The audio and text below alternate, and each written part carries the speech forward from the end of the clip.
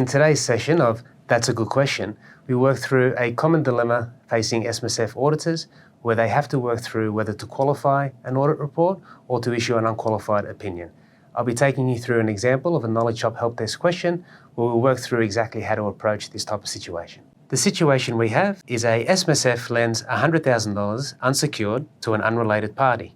The SMSF deed and investment strategy allow for this. A loan agreement is signed by the trustee and unrelated party. The repayment schedule outlines a 5-year term with principal and interest repayments. The interest rate is 10% per annum, payable monthly.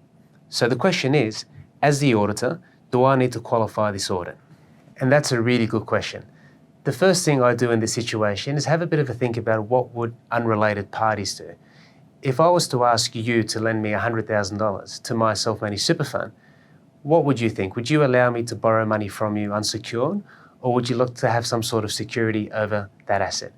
What concerns me about this question, and if I was completing this audit, is the fact that there's $100,000 being lent with no security over any underlying assets. What would happen if the borrower was to default on the loan? The super fund has no recourse over any asset, and as a result, it could lose the $100,000. Now, in the real world, again, if I was to ask you to lend me that money, I doubt that you would lend me the money unless we had some sort of agreement in place or you had some sort of security over that asset. So as an auditor, you need to step back and have a bit of a think about what would the unrelated parties do. In this situation, a 10% interest rate for an unsecured loan, in my opinion, is low. Now, I know a lot of accountants, a lot of auditors would suggest that the trustee is free to make this investment if that's what they want to do. And you need to have a think about what's best for the fund. The sole purpose test for a self-managed super fund states that every decision that's made by the trustee should be in the best interest of the fund and the members of the fund. Is lending $100,000 to an unrelated party, unsecured, with 10% payable every year, is that acceptable? Is that in the best interest of the fund?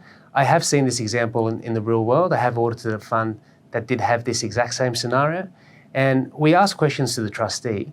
The trustee kept coming back and saying that they can only get a 5% return in the market. A 10% return is much better. They know that the borrower is good for it, and as a result, they want to invest in that.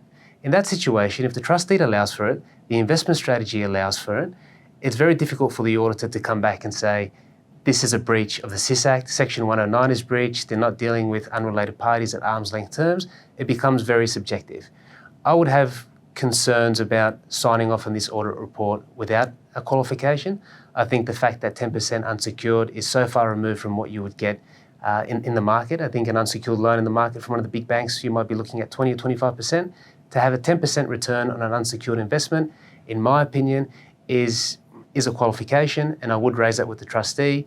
If the ATO wants to review that and the trustee has a defendable position, that's okay. As the auditor, at least we have completed our role and signed off the audit report accordingly.